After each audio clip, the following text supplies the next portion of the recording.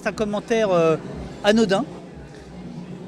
C'est lors d'une interview de quelqu'un qui était remis en cause assez salement, très très salement, puisqu'on l'accusait d'être révisionniste, quand même assez grave. Et je lui pose une question et il met un peu de temps à me répondre. Il me dit mais c'est très désagréable comme question. Et cette question d'être agréable ou désagréable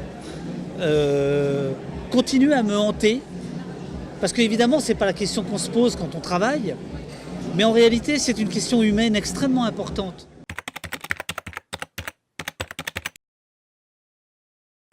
Moi, je me remets en question régulièrement puisque je quitte les rédactions pour lesquelles je travaille, je quitte les formats pour lesquels je travaille, je quitte les sujets pour lesquels je travaille.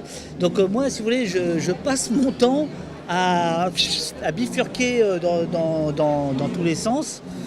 Et j'ai jamais accordé beaucoup de crédit à la presse, en réalité. La preuve, c'est quand j'ai commencé à 14 ans, j'ai fait des fanzines parce que je considérais que la presse musicale était mauvaise. Donc j'ai toujours été dans cet esprit-là. Là, à l'eau Place Beauvau, c'est parce que j'ai considéré que le travail n'était pas fait, quoi, et qu'il fallait le faire. La seule question valable, c'est celle de l'honnêteté intellectuelle.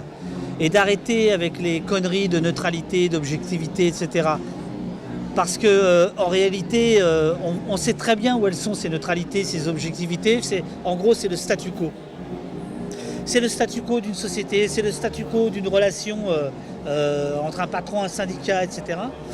Et je crois que l'honnêteté intellectuelle d'un journaliste est beaucoup plus intéressante et pourrait ramener le crédit ou la confiance. À mon avis, c'est très très mal parti. Très très mal parti. C'est pas grave. L'information continuera à circuler. Je pense que les schémas de la circulation de l'information, il n'y a pratiquement que les journalistes qui n'ont pas compris qu'ils avaient été bouleversés.